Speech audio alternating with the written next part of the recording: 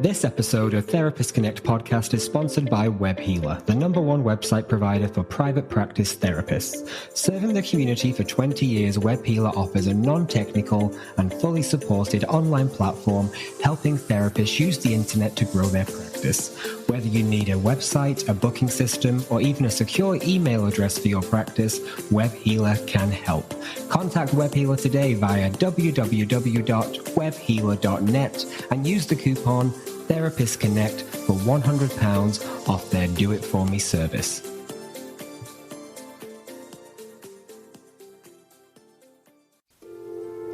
Welcome to the Therapist Connect podcast, a podcast for therapists by therapists. Hi, welcome to the Therapist Connect podcast. I'm Leila Bishop, one of the volunteers here at Therapist Connect, and this is an in-conversation episode where we'll be exploring anti-fatness in therapy and what it can be like for people in larger bodies and people with eating disorders to access therapy. These can be difficult topics, and if you think you might be affected by them, please give this episode a miss. For this episode, I am joined by two special guests, Mel Travuco, who is a trainee therapist, has her own blog, The Compassionate Therapist, and has written about fat phobia for Therapy Today. I'm also joined by Bernie Wright, who works for the National Centre for Eating Disorders. She's a master practitioner and registered supervisor and now focuses on training. Now, this is, I guess, quite an interesting topic and probably one that a lot of people wouldn't have come across, and it's exactly why I wanted to bring it. And so I'm going to just discuss a little bit about what anti-fatness is, and then we can talk about then how this affects therapy. So anti-fatness is known by other names as well. Some people call it weight stigma, some people call it fat phobia. And it's, I guess, discrimination against people who are fat or overweight or obese, or just other kind of names you might want, people come across it. The reason, again, why we've used anti-fatness is that word fat. And we're going to come on and talk about that a little bit more. And it's just to really understand, and have a discussion today about, well, does it affect therapy? What about clients who come into our sessions and we do perceive them to be fat or overweight? Does that affect our work with them? And also, what about as the therapist? Is the therapist fat? What the clients think of us, or how do we judge ourselves and how well we can support and help people? And I think it's really something that isn't talked about a lot. It's something that's shied away from. So to start off our discussion today, we're going to talk about the word fat and why we use this word. And I guess, Mel, if I come to you first, if you can kick us off, and then Bernie and I can, add to the discussion. Yeah, absolutely. Thank you. Wow. Well, how do I try and keep this down to a short answer? Because I'm like, there's such a lot that can be discussed just in this, because I suppose, I can talk about, I think people have different views on being called fat. Yeah. And I think it's very much for fat people to choose how they want to be described. For me, I sometimes do that. Sometimes I do go with a slightly gentler in larger bodies. I avoid the fluffy stuff like curvy, although I don't think it's particularly offensive if anyone said anything about, I wouldn't be too bothered. I suppose it's more for me thinking about what words shouldn't we use now. And I don't mean just in terms of really offensive stuff, but a lot of people are moving away from using the word obesity because it's linked in with, it seems quite a stigmatizing word, linked into the BMI chart, which is outdated and problematic in lots of different ways. But then again, lots of people in the industry use it, as I'm sure Bernie will say in a moment. So in some ways, it's kind of necessary. So there's lots of different ways to describe. I suppose a short version is fat people get to describe themselves however they want to. Thin people have got to be a bit careful when talking about fat people, because fat is a very triggering word. And it's got lots of complications in itself. I'll stop there because this could be a huge conversation. I absolutely agree. I think people should 100% be allowed to call themselves exactly what they feel they are comfortable with. And I do think that the stigmatization in people in larger bodies has been absolutely appalling. So far back now, we just so dreadfully totally disregarding of people and who they are. And I mean, for me, it's a word. It's a word that people use, but the way we've been using it so far, it damages the whole person's psyche. It's meant in a really derogatory way, and it's a demoralizing way. And the government have just been so appalling in the way they've dealt with it. And I know that I've had conversations with Mel before on my training, that basically we will use the word fact, and we will use all of these words that make people feel so bad. So when the government has this wonderful, brilliant new idea that once again will fail, like people just need to move around more, we're going to pay them, we're getting bicycles, we're going to do all this total rubbish. Every time that they have one of these incentives they talk about, that myself and all of my supervisees, we will have a dreadful couple of weeks, because they're not coming in thinking what a great idea, we feel motivated. They come back in and they will be absolutely walking the walk of shame into our room. And it didn't take me very long to realise each time, and I'll ask the question, you've been so secure in yourself, what's going on? And it's like the government, is it anything to do what they're now considering to do? So, and I agree, the word obesity, I'm hoping that we will move away from it forever and ever and ever. And yet the problem we've had because I work for the National Centre for Eating Disorders, and for a long time, it's changing now, but people would only absolutely Google the word if they were looking for training, and they would say training in obesity. That is changing. But for a long time, that was the only way we could get, we wanted to get as many people out there trained. And the great thing is it's worked, and we're now getting so many people who are working in this field, and it's absolutely still appalling that these institutions, and I don't know about yours, Mel, I'm sure that your college would actually bring up the subject because they've got you. But most people go through 2, 3, 5 years of training. And I became a supervisor, and we had it was a long time back, but I'm still working with colleges or talking to colleges that are still can get through the whole curriculum without mentioning eating disorders or people in larger bodies. No, carry on, Bernie. Which is a stigmatizing in itself. Let's not mention the word. Let's not mention the fact that most, the majority of people are in larger bodies. It's more normal. It's more normal to be a bigger size than it is to be a smaller size. That's what we see. But to pretend it doesn't exist makes people see they're not seen. I mean, Eva Yolom in his book Love's Executioners, Betty, there was prejudice going on there. So it's a case of, it has to change. We have to change. Absolutely. And I think, you both brought up some really interesting and good points, and I just want to pick out a couple. And the first thing you both, mentioned and agreed on is fat people get to choose what words they use. And I just want to talk a little bit about that. And because I think a lot of people say, but why would you call yourself fat? That's such a horrible word. That's so derogatory. And, often someone will say, oh, I'm fat. And people, you're not fat, you're beautiful. And what's happened a lot in this, in the fat community, larger bodied, people, we're actually reclaiming the word fat to be, this is just a word to describe myself. It is a fact. My body is large, I have fat. It's the same way I describe myself as short or brown hair or blue eyes, or my skin tone. It just is something. But I think it's really important to recognize that, yes, people get to, there's still so many complex connotations with it, that it is a choice on whether you get to use it. And I guess it isn't something that's thrust on you, because you must be accepting of this word. Absolutely.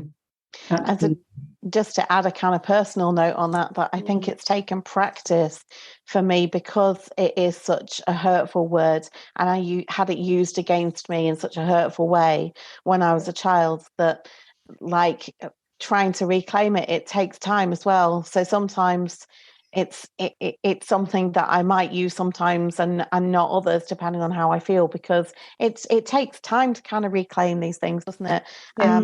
And I think in the future, if enough people start doing that, it might be reclaimed in the same way that queer has maybe been reclaimed as well. But there can be a pressure, I think, in if you're trying to be a sort of body positive, fat acceptance person, that I sort of needed to get pushed into doing that And sometimes actually maybe I just don't want to do that because it's still a bit yeah.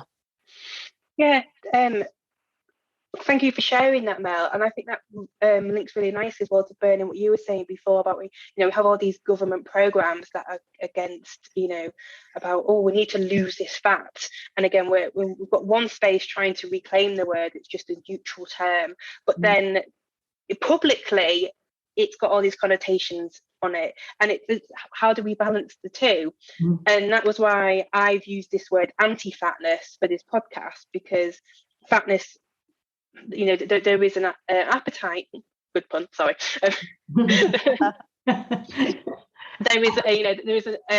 With fat, obviously, there is that desire to, be reclaiming. But as you said, Bernie, we've got these government campaigns and all these other kind of, what was the other really famous one? Cancer research one. Of everything that's kind of in the public, stigmatizing it. And it's a really difficult balancing act, and as you say, Mo, coupled with personal experiences when it's being used against you as a harmful thing, it's difficult to navigate. It's impossible to navigate, and it's from my point of view, working as a specialist in this field, fear is not a motivator. So everyone terrifying people into losing weight and accuse that that's saying you're going to die of COVID unless you get thin. I mean, what are people going to do? Starve for 3 to 6 months, lose a couple of stone, then put it 4 stone back on 3 months later. I mean, it was just another crazy idea that just made me so mad. It's keeping people in a cycle, isn't it? It's the weight stigma is the harmful thing that is keeping people in this. And the language, I was just going to say, like when we talk about words like fat, I think actually what my main concern is the way that the media and the government talk about the war on obesity and this like really violent language towards fat people. It's just it's absolutely heartbreaking. It's so fear-inducing as well, and it creates so much division. But like war and obesity and fight the fat, everything is fighting and war, isn't it? Yeah. Well, you're so right. In fact, when Diana Jade at National Centre of Eating Disorders does her introduction on that part of our course, and she will read out this thing, and she said, "Well, how many really aggressive words are in that?" And I think that the saddest thing I find that even when I've been training for many years with the National Centre now, and we people who come in larger bodies, you can see they've been so stigmatized and separated that they even come into the training and they're separated, almost like they feel that they're not okay to be there. And I just think that being in a larger body doesn't make you any more unworthy or unlovable than anybody else. And that is what society's really got to get their act around and get their head together to actually move. It's got to change. It makes fat people scared, probably to go into trainings like that, to go into exercise spaces, to go nearly anywhere. It makes people afraid, and especially because medical professionals have often been the ones with this anti-fatness and this weight stigma as well, that can also be seen, that might be anticipated, because the anticipated with weight stigma is almost as bad as actually having it, but the amount that people might anticipate that other professionals might treat them in the same way. Certainly where I work as an assessor for an eating disorder service now, the amount of people in larger bodies that come that just say, well, I'm scared that I'm going to die if I don't lose weight. They're terrified. They keep being told that they're going to die. And then these narratives from medical professionals are backed up by their family, who quite rightly are very scared. And they're like, their kids are scared they're going to die then. It's heart-wrenching seeing this amount of fear, but actually that keeps people in those same cycles. And this is why it's so heartbreaking, because that is what is maintaining the disordered eating, maintaining these habits. That's such great points, Mel, and I could not agree with you more. And yet we actually had 100 people online training last week at the National Centre, we teach a very, very, very different way of working with people in larger bodies. We don't ever sign up for weight loss. We talk about, if they come to us, we literally I say to my clients, I'm not going to work with you on weight loss. You'll have come to me, and because you want a quick fix. And however, what I will help you with is what you want. Your relationship with food and everything else will follow. Yeah, and people get into habits of eating because they've been stigmatized and because they've been bullied and scared and feared. And when every time I notice when we put this fear, people are far more likely to binge and to overeat or to undereat or whatever it is keeps people scared. And yet we have so few people, doctors, medics. I had one recently on my training. I nearly fell off my seat. I said, thank you so much for coming. Where are the rest of you? It's them that's got to get educated. Absolutely, because I think what people think and what we're told is, these narratives of, what the eating disorder is. And as you said, Mel, you have people in larger bodies who are scared for their life because they're being told they're overweight. But also, people in larger bodies can experience eating disorders and very serious ones, and they're just brushed under the carpet because, well, you don't look anorexic because it has a look. Absolutely. Mel knows a huge amount about this, and it sounds like you do too. Yeah. But 50% of people who are in larger body will have an eating disorder. If you don't deal with the eating disorder first, which can be extremely painful, and and so many people like with atypical anorexia. I've worked with lots of people in larger body, and it's a case of how awful for them to feel that, if I just go to Weight Watchers or Slimming World, and they're going to do this for me. I mean, it's in order to get we call healthful to gain health. We just don't talk about losing weight because that's what the stigma's always been about: to lose weight. I think a good example of that recently was Tess Holliday, the plus size model in the media, where people just reacted so strongly to her saying that she had anorexia. It's just like people can't, I think, to the outside world, maybe people who don't know very much about eating disorders, they just see people have restrictive eating disorders and that's what everybody has and they're all thin. But it's only actually about, it's like, 6% or 7% or something of people who are underweight with an eating disorder, and anorexia is the least prevalent one. So really, if we looked at the landscape of eating disorders, what people don't see is that it would be people in larger bodies and not just with binge eating disorder. Atypical anorexia is just, I've had a whole conversation with someone recently for the In Conversation series I've been working on for the charity. We were talking about atypical anorexia, and Zoe Barefoot Rebel, her name is, she's I know, eating disorder activist, absolutely brilliant, on Twitter, and she says it's basically atypical anorexia is just anorexia with added weight stigma. And all of this stems from categorizations from the BMI as well, which in itself, the Women and Equalities report not long ago said we shouldn't be using it. It should be moving completely away from that, which is going to be an incredibly difficult thing to do because we rely on BMI so much, but that's what's causing a lot of this stigma. We tell people that they're not thin enough to have an eating disorder. We tell people that they are too fat to have an eating disorder, and it's all because of these BMI categories as well. It's hurting everyone. This weight stigma is hurting everybody.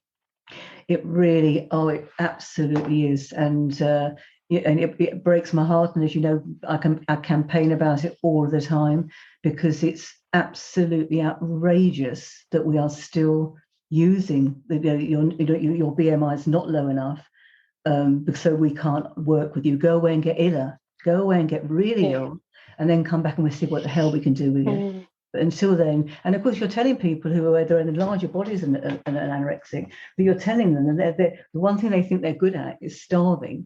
But you're telling them there's other people who are more worthy of them because they're getting the treatment because they're nearly half dead. It's for me, it's crazy because you then you rather than just get all these people in very, very young who are starving themselves or whatever they're doing before they go into binge eating or bulimia or whatever they morph into. If they get them early on and we just get interventions in when they're sort of 15, 16, 17, which is why people at the National, like us at the National Centre, are so successful, because we get them in early and they haven't got time to go through the NHS system 4, 5, 10 years and become revolving door patients. It's just a false economy. Mm-hmm. Mm. It is, and as you say, Bernie and both of you, it is heartbreaking to see all these people suffer. And I think actually leads nicely onto one of the other area I wanted to discuss with this is when we talk about, people in larger bodies and, but what about health always comes up. Mel's wonderful article on Therapy Today, response to it, well, I'm going to only think about the health risks associated with being overweight. When we could actually, we probably will discuss that there's still lots of physical health risks of eating disorders, but where is mental health when we talk about what about health in kind of these cycles, as you say, that people get stuck in when trying to lose weight for dear life because they're told that's the right thing to do. Yeah, and it just decreases the ability. It increases the shame, the depression, all of these things that adds because they haven't been supported or given any psychoeducation of what, then there is an argument that yes, there are a lot of people who will make themselves very ill because they are living on food that is not healthful. And I always say 80-20, 80% you eat okay, 20% you eat the hell what you want without that rigidity or that craziness of weighing or any of that, which is why I think we teach it so much better at the National Centre, because it's more inclusive, it's behaviour changes if people want to, and if people want to actually gain health, then that is something also, and that is also something we do need to be mindful of too, because I'm also getting a lot of people who are feeling stigmatised for wanting to gain health because they're upsetting what they call my health at every size people. So what I'm really keen for us to do is to walk in that really down the middle. So I think we've always failed in the past because we've gone from sort of the rigidity of this is the way we've got to do all that orthorexia, all that crap that goes around, the clean eating. And it's something about, or then we can then bounce into the what will make us eventually, if we do keep eating, nothing but hamburgers, donuts. So yes, of course, we've also got there are health risks if that's all you eat is refined sugars and carbs, because it's proved obviously the inflammation can be problematic as you go on. And yet it's something about just living a life down the middle.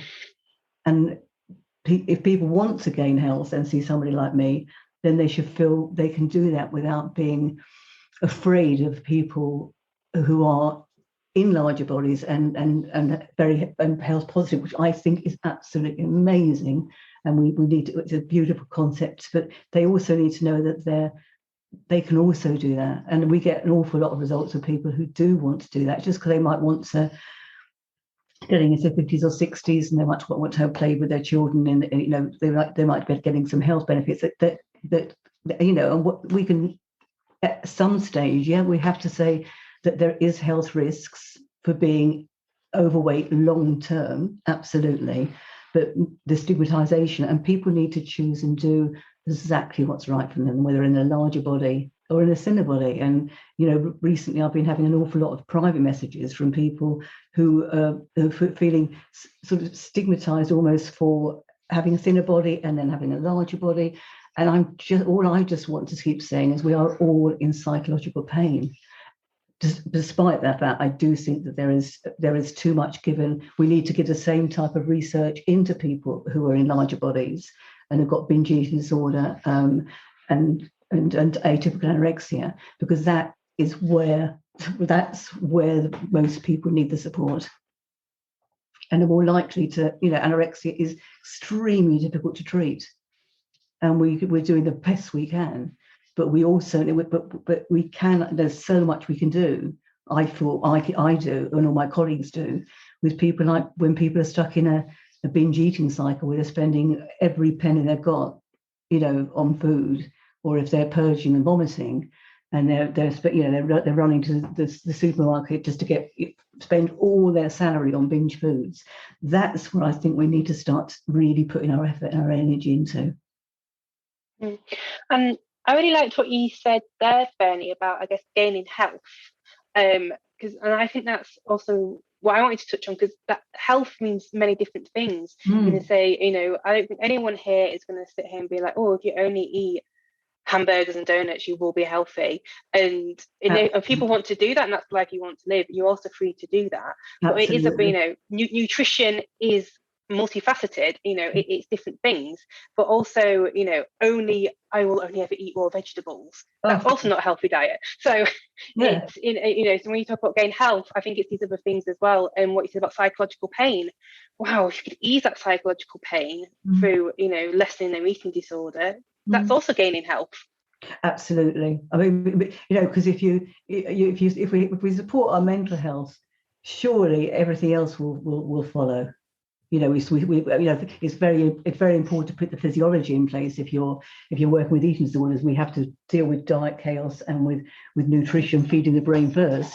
But it has to be like body, mind, and soul. We can't just sit there at the government and put nothing in apart from putting the finger of bully on everybody, and say you're a drain on the system, and all these awful, disgusting things that are said. And that has to change. It really does. I feel so passionate, and I get very angry about it. Me too. Me too. We're doing this podcast because, and Maya's really keen to raise this awareness of all these, why anti-fatness, and why any stigma towards anyone obviously is bad, but we want to talk about towards larger bodies and the impact it has. And I think, Mel, you said really lovely before, it benefits everybody. I know that wasn't the exact word, but everybody gains, and then that gaining health, we all gain if we can be a bit more, I don't know what word is, relaxed, or just less that aggressive language. If that doesn't exist, then everybody benefits. Yeah, everybody benefits, and it's everybody's job to do it. It's not just for fat people to fight against fat phobia, because everybody is growing up in a world of weight stigma and fat phobia. So we see this in normal size bodies. I'm doing air quotes, but like you can't see that on the podcast, I've realized.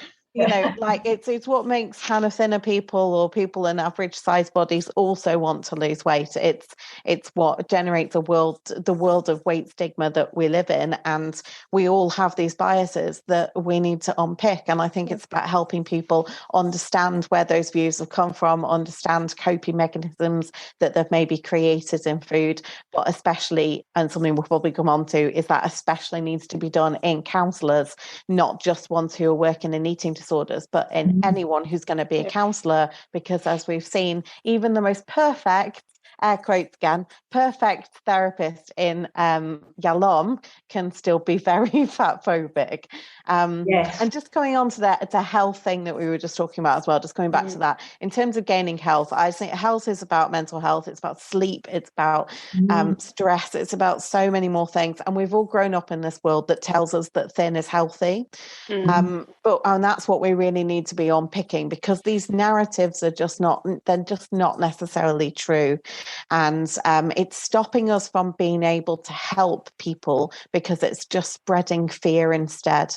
And, as Bernie says before, like, fear is not a motivator. This weight stigma is not going to help anybody. So it's sad to see every single government initiative just play into making this worse and drive more hatred and drive more weight stigma towards people, and it's just, and health and doctors and nurses and healthcare professionals not recognize eating disorders in people in larger bodies and actually just recommend weight loss, which was the problem that they got, which is the reason they got into it in the first place, and it perpetuates the problem.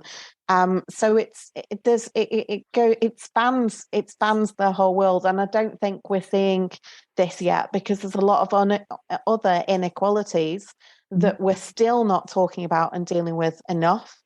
And I don't think if we haven't even sorted out those other inequalities, then it's still going to be a while till we get to fat phobia. But I think that this ties in when we talk about racism and gender and everything. We can be having those conversations all together because they do tie in together.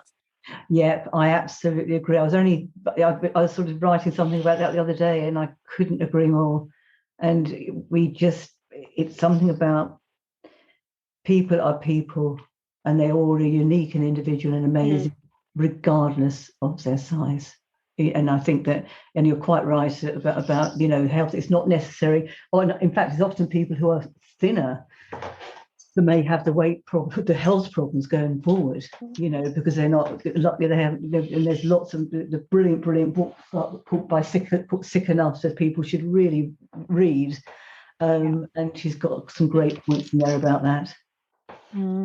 I think, just to add a personal note as well, that when I was younger and I was teased through every kind of exercise I did and made to feel like I didn't fit in and bullied at school and things, it really didn't make me want to go and exercise. It's because of this, it actually puts people off exercise. And then there's the awful hypocrisy of the myths about fat people of just needing to get off your couch and go and exercise, but actually gyms and fitness classes aren't safe spaces for people in larger bodies, because there's the fear of what if I get filmed in the gym?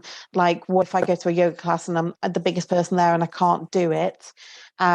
It's really, really damaged my relationship with exercise. So I had to rebuild that back up again, because I'm just a person who wants to be able to exercise for joy. And we just have all these hypocrisies on us. Like, people want to be able to go and eat it because of the standards and the stereotypes put on us that many times as fat people, we're actually internalizing as well. It's the internalized fat phobia that runs so deep as well. It does. It's like so deep. It's almost buried within ourselves. And I still see it now. People at the gyms, and they say, "Oh my goodness, wasn't she brave coming in? Can you fancy her using that?" I mean, you think, no, what, And also, that's what people want fat people to do. Yeah. You're being told awful. that fat people just need to move more, and then you are doing something, and then you're being ridiculed for it. So Yeah, and then they don't sell activewear in your sites either. Like, they have limited size. Sorry, the activewear is just for thin people, but actually fat people go and move. It's then I think this whataboutery of health is not actually really about health. I mean, for some people, they're trying in a well-meaning way, but for a lot of people just on the internet, they don't care about other people's health. The people who comment on the internet do not care about your health. They're just following a narrative, and they want somebody to blame because the NHS doesn't have enough money. So fat people become scapegoats and go, well, it must be their fault because they're costing the NHS too much. The rate we're going, I think that eating disorders will end up costing. I don't think there is an epidemic, like there isn't an obesity epidemic in my view. There is on the way to being, or probably an eating disorder or a disordered eating epidemic going on. And that's why it needs help and understanding and training, and not stigma. Absolutely. And in our training, which is with people in larger bodies, I mean, it's under no illusion by the time people leave after the training that if they still go out and work in that way, which is so stigmatizing and will keep people just it's traumatizing. It is absolutely traumatizing over time to go through all of this. I mean, I don't know if you saw that with Liz Jones, the anorexic journalist. I don't know if you saw that recently. I found it absolutely staggering. She look at it, but she decided to spend one day, and she in a sort of a surgical sort of fat suit, and she. I know. Yeah. I saw that. She was just horror. The day she just couldn't believe how she became invisible, and yet very visible by people's reactions and stigma and just the way people are. and a lot of it comes from parents. A lot of parents, are very against people in larger bodies. So it's hardly surprising that their children.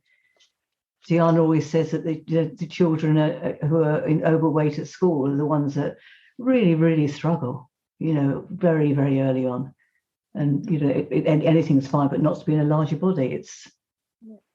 Yeah, I literally thought that fat was the worst thing that you could ever be. That's what I always remember from a really early age, that's just the thing that I've desperately got to try not to be. It's really hard to try and move through the world, even if you had a parent that was quite supportive, when the government and your people at school, peers, teachers, nearly everyone that you meet is going to reinforce this message. It is just so many people, it's so hard to fight back against. So it really does feel like a fight. Now in the circles that I'm in and the stuff on social media, sometimes I see a lot of people with the same views as me. So I've got myself in a little bit of a bubble, but I do have to remind myself that if I see adverts or I see another government obesity strategy, then I'm very quickly crashing back down to earth and going, oh yeah, I remember now. I remember now. Yeah, it's really hard to live. It sounds dramatic, but it's hard to live in a world where people really hate you. And I mean, there's a lot of groups in groups of people who are very much discriminated against. So I'm not taking anything away from any group, but we do have to be honest and say there is a hatred and a fear of fatness, and a fear of fatness drives all sorts of different problems in our society. Absolutely. And I've heard it. I'm sure you said, Mel, that there was, when you were growing up, there was something about being in a larger body and you weren't good at school, not right at school, and then your parents, or was it that but I've heard that so many times that, then the parents will start on you because the government's starting on them, and it's I'm really not okay, because not only my kids, people calling me names at school. Now that they're putting my parents in to say that I've got to be put on the diet or whatever, and it's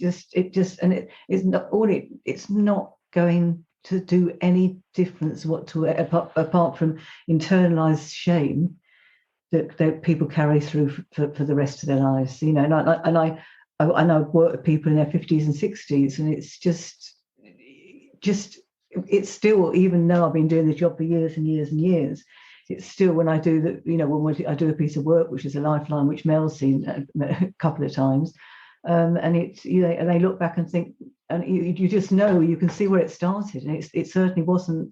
And of course, genetically, some people are really big. A lot of people, we've had genes that have you can't fight against so much, but we just assume that,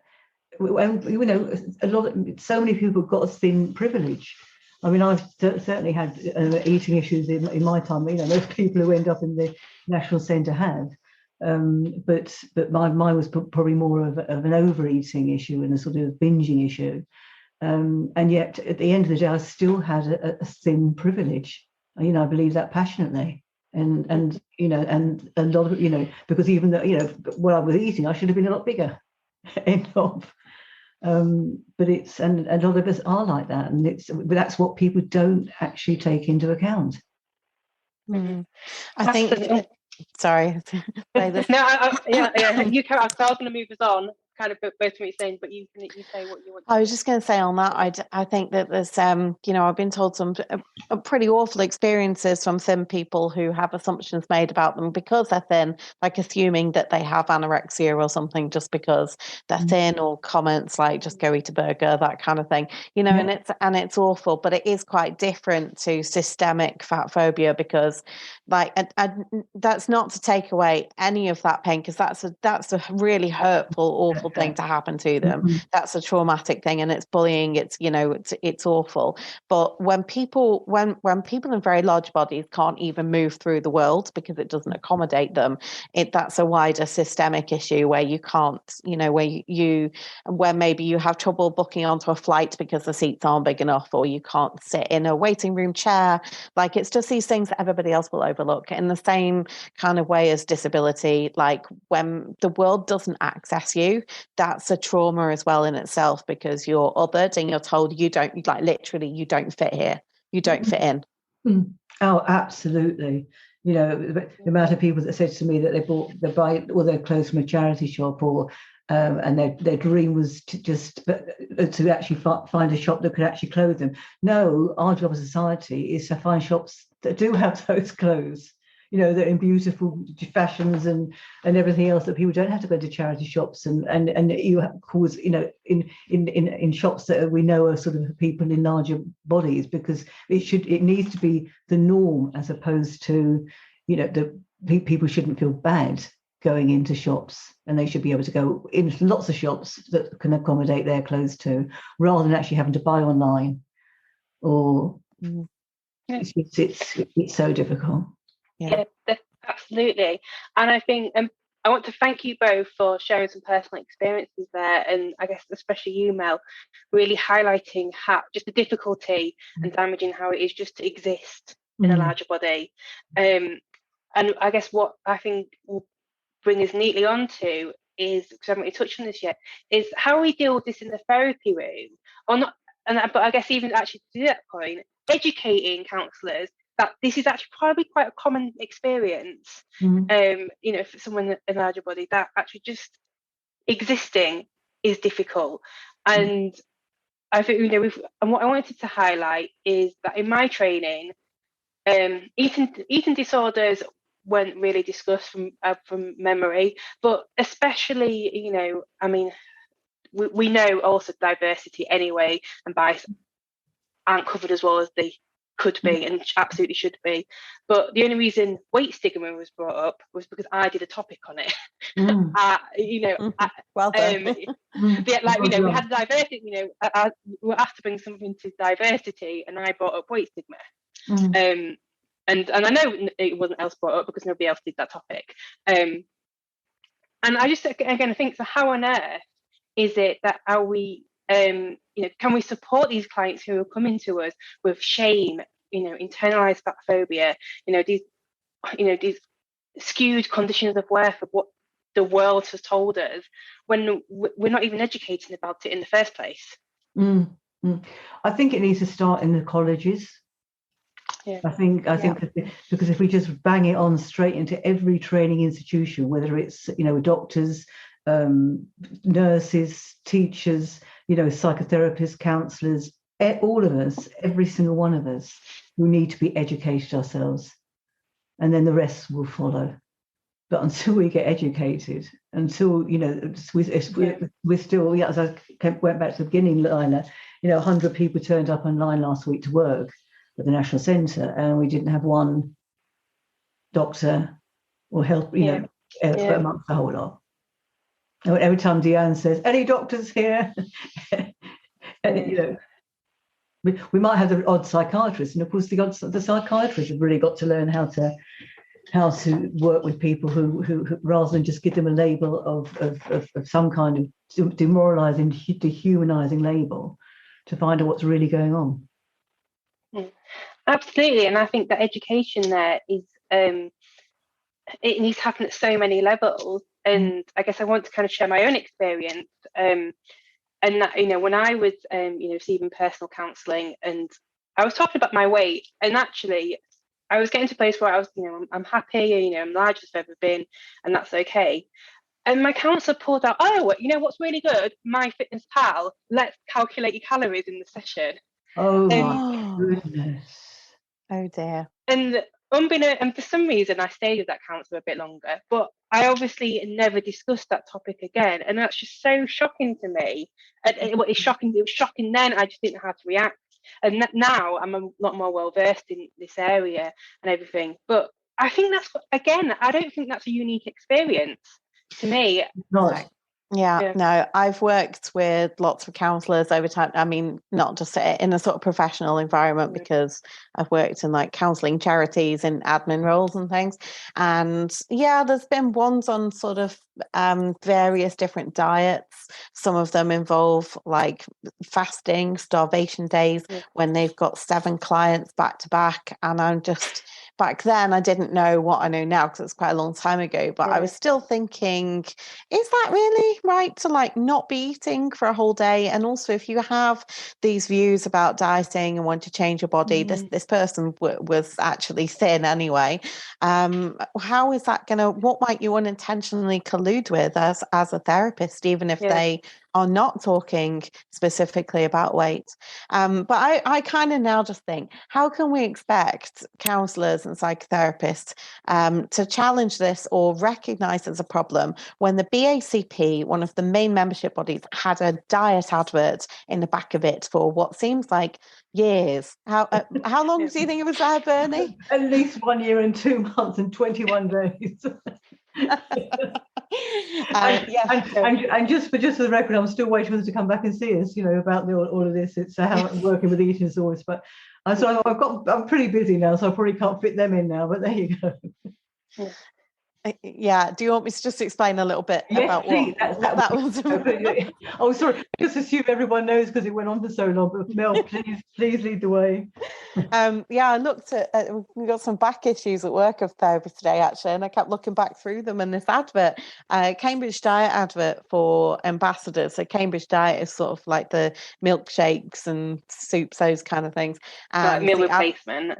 Meal replacement stuff. So, and in the classified bit at the back of Therapy Today, there was an advert sort of more geared towards counsellors to say, hey, why don't you be an ambassador, because that'll go really well with being a counsellor.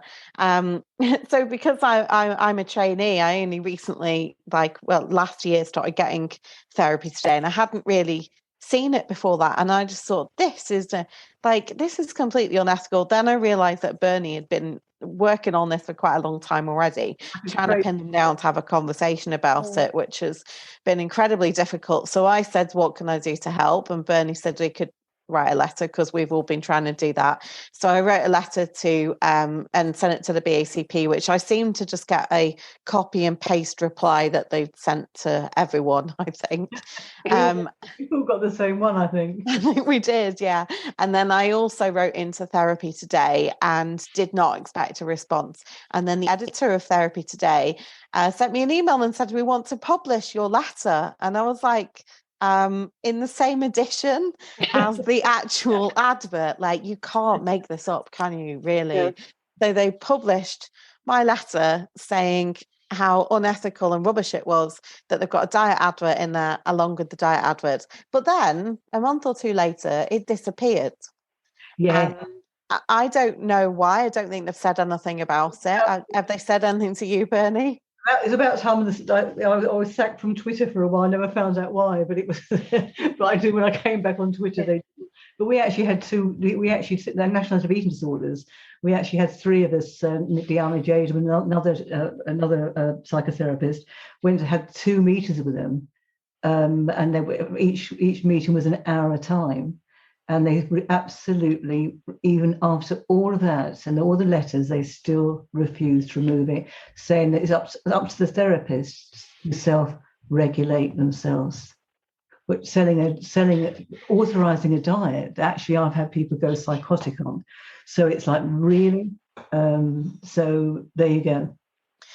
Yeah, and that's terrible. They need to be, I really feel like the BACP is one of the biggest membership bodies, really need to be leading the way on this. And for me, I don't think it was them, it was probably just the person themselves who pulled the advert for whatever reason, for bad press, or maybe it wasn't working. It's a good thing it's gone anyway, but I would have really liked it to come from the BACP instead, and for them to put something out saying, we realise why this isn't okay. Yeah. To me, that's not happened. So their views are still the same.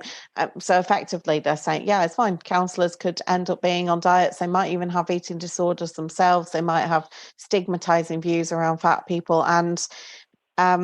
And the other thing is, when I was first reading, like on my first foundation certificate course, we were given the Yalom Loves Executioner Fat Lady chapter to read. It was just that chapter, so I hadn't read the rest of the book. So it was quite shocking because I didn't know the style of the book. I just went straight in with that and was like, what is this?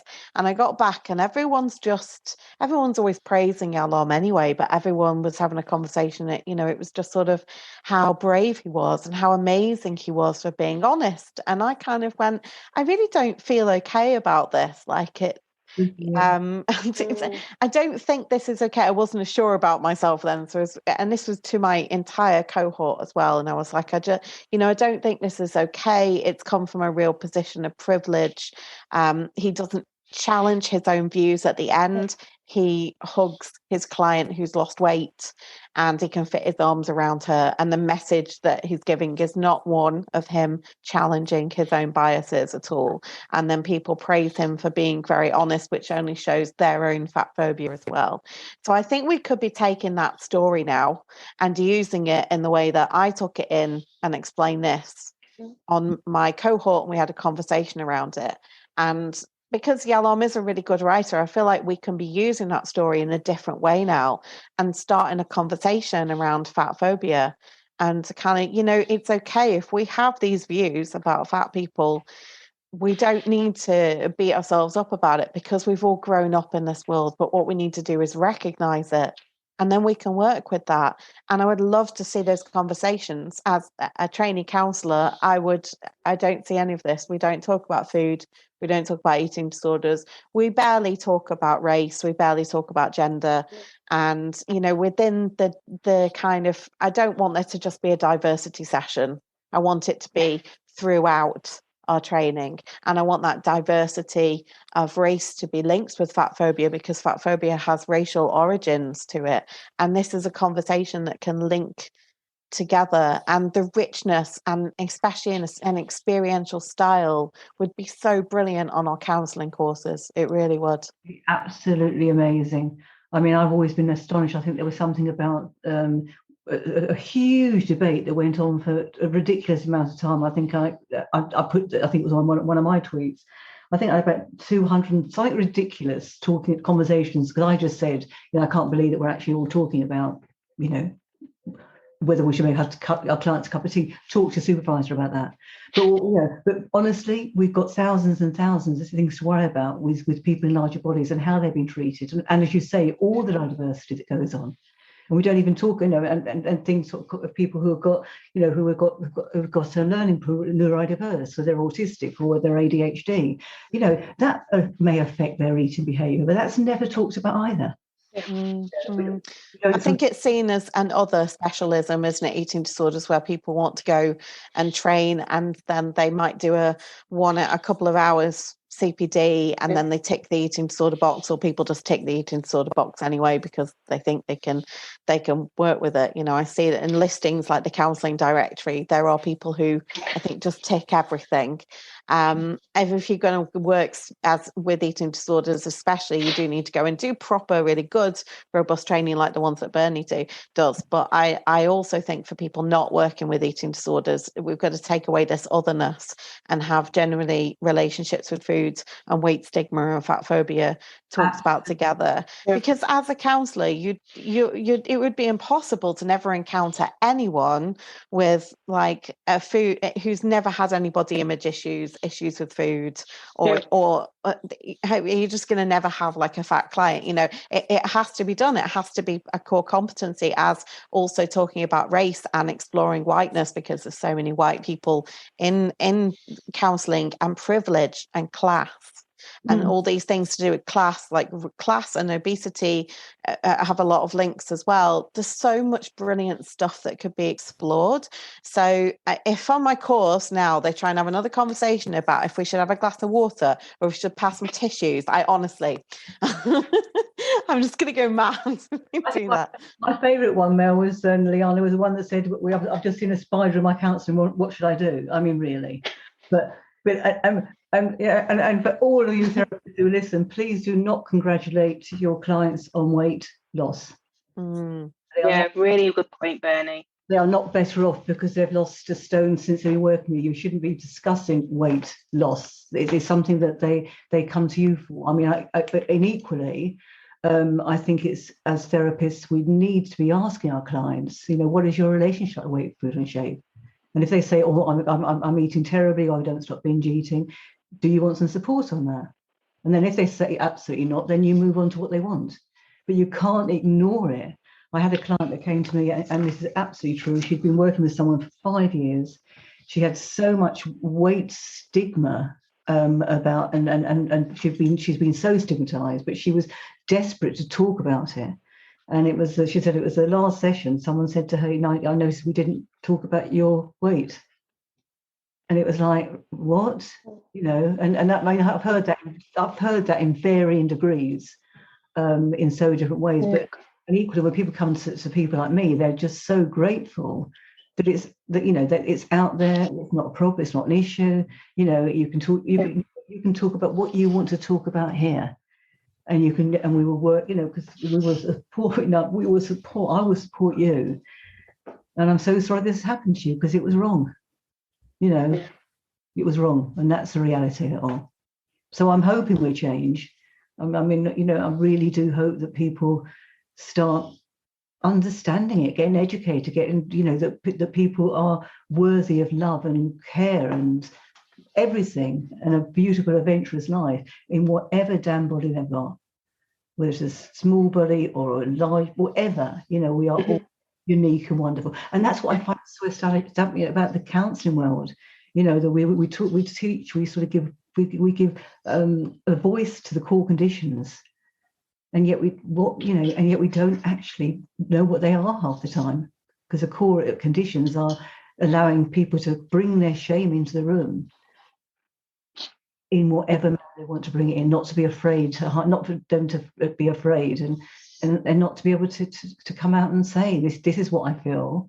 And it's no surprise to me that people might have seen 3 or 4 therapists, and they will tell in the first session, and finally someone gets it.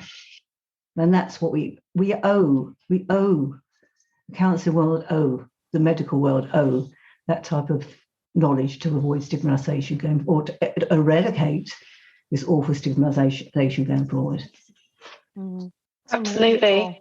I speak to, I've had this feeling that they don't have anybody else in their life, or they've never had anyone who isn't trying to encourage them to lose weight. I sometimes feel like I'm the only person they've spoken to that isn't colluding with this whole you've got to lose weight or you're going to die thing. Yeah. It's a lot of my private work focuses on body acceptance, and again, like you, Ben, I say to people, they come to me, on a weight loss journey, and I say, I'm not here to support you not support you. I'm not here to help you lose weight. I want you to accept yourself as you are right now, as you will be in the future, and that maybe as you were in the past as well. It's and I kind of want to join 2 things you've both said and put them together, where Bernie, you were just saying then, all people are people and all people are worthy, and what you said before, and that means everybody benefits. Again, if we're treating everybody with respect and that they're worthy regardless of what they look like or what we perceive their health to be, again, that just benefits everybody. Absolutely. And we, when I'm working with people and training people, I'm not going to go away and say, here's a diet sheet and this and that. I will go away and say things like, go and change one. If they really do want to come to us, and it's their, again, if people want to gain health and become healthful, and it's affecting their health, and that's where they come. But we will be looking at things like change 3 things. Say 3 things to you normally say no to.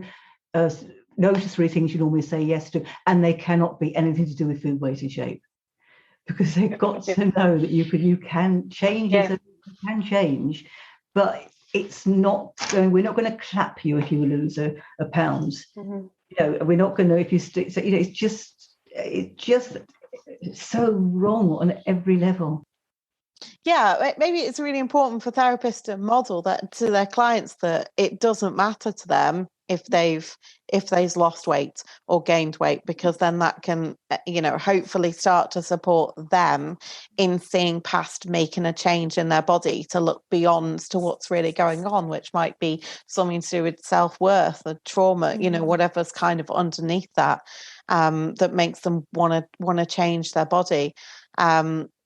But yeah, going back to the kind of equality thing, treating everybody equally and everyone deserves, anybody of any size. I suppose the difficult thing about equality is that that's the ideal world that we want to live in, but it doesn't happen unless people do the work to get there, because it's the same, with race or gender or disability or anything else. It's like, but we can't just say we want to treat everybody equally. We need to be doing the work to be able to help those people and helping the ones who are the most stigmatized to be able to get there. And it's going to take a lot of work in our society, because we're basically, it feels very rebellious. Anything we say about size acceptance is pretty much going against what our government says. So I think for many people, it would be very difficult to get on board with. And so this is a longer journey, but counsellors are crucial in that, and healthcare professionals as well. And as Bernie says, this comes down to education and training. Ideally, education in schools, like for kids, I would absolutely love. Maybe I've just created a big body image resource. Maybe if I can, they're talking about me writing some lesson plans for that, and get some body image stuff in schools. Bring that in with diversity as well. Bring in these conversations so that people can have them from a younger age. Absolutely, I could not agree more. And stop wearing the kids in schools, please. Yes. That's perfect for the podcast. If enough parents will take their kids, because you can take your kids out of it, can't you? You can opt out. So we just get all the parents, please just opt out, and then they'll get the message. Exactly, and it will, and eventually people find their voices heard loud and clear again, regardless of their size. That is that only hope we can have. And I think, Mel, is really important to say this is a long journey. We've kind of started this part of our discussion saying, I guess, how can we improve things for counsellors? And we've talked a lot about education, and actually, but it is a journey. We're undoing years of, internalised weight bias, fat phobia, along with conflicting messages from the government. But I do, so that is a long journey. But what I would like to kind of, as we start to come to an end, think about was things actually we can do, and isn't really talked about, is, I guess, practical considerations when working with people in larger bodies. And I guess the main thing really I'm thinking about is, what is your counselling room set up? Do you have furniture that's appropriate for someone in a larger body? Have you got a beautiful chair, but it's got the most annoying armrests? Absolutely. It's really important that you've got furniture that people aren't going to come in and think, a bit like they've done on aeroplanes, would I be able to get out of that? Yeah. Or, can I fit in that? And it's just another stress, another pressure that people have to go through, which is just makes a difficult time even harder. And another thing that maybe gives a message to people, like, you don't fit in here. This place isn't for you. It isn't set up for you.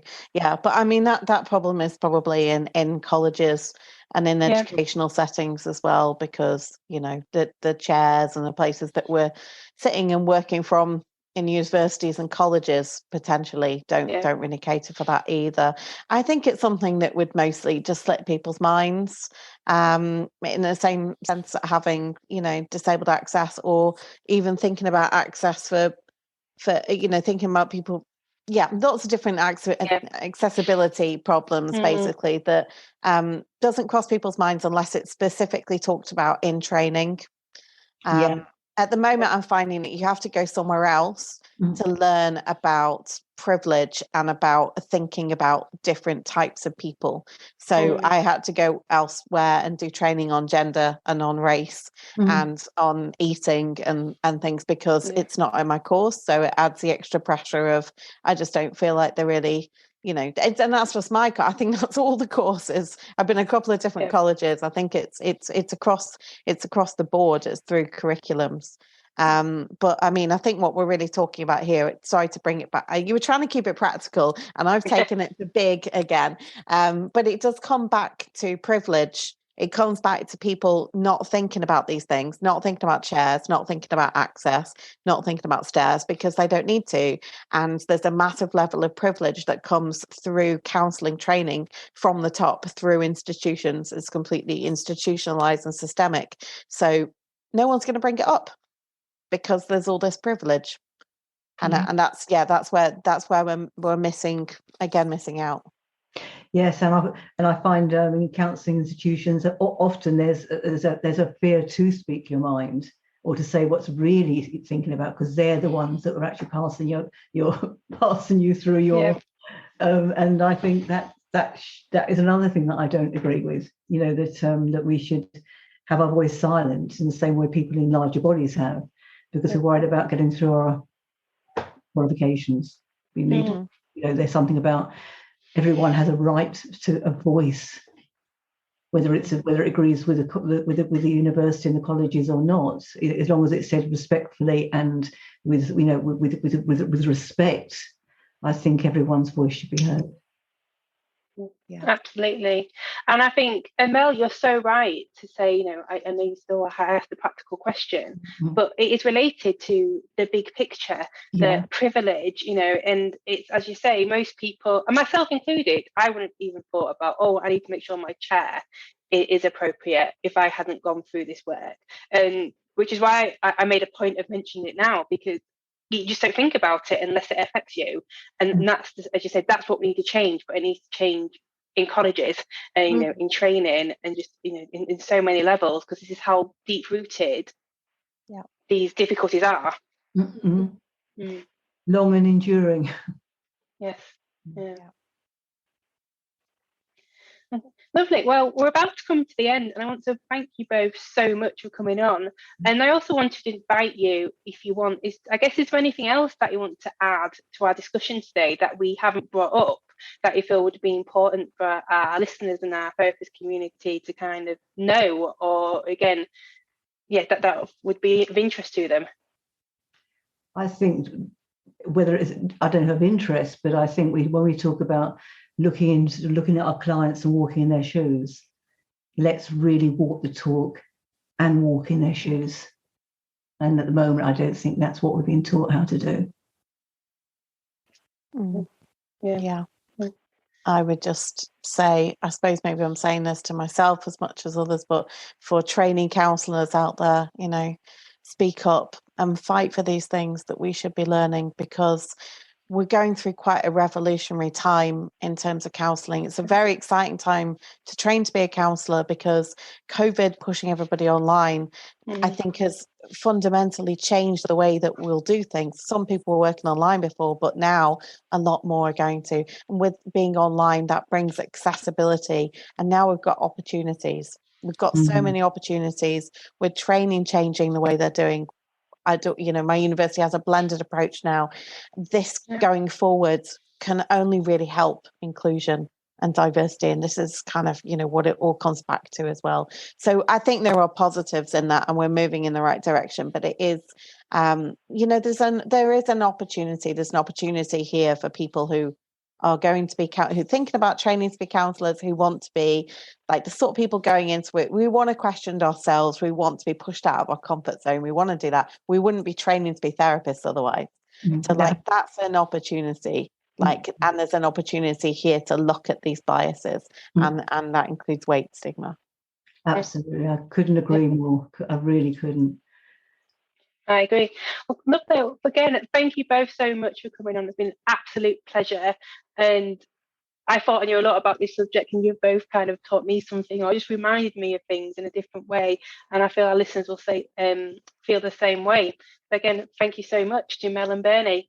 Thank you for listening to the Therapist Connect podcast. Go to www.therapist-connect.com for more discussions and debates. This episode of Therapist Connect podcast is sponsored by WebHealer, the #1 website provider for private practice therapists. Serving the community for 20 years, WebHealer offers a non-technical and fully supported online platform helping therapists use the internet to grow their practice. Whether you need a website, a booking system, or even a secure email address for your practice, WebHealer can help. Contact WebHealer today via www.webhealer.net and use the coupon Therapist Connect for £100 off their Do It For Me service.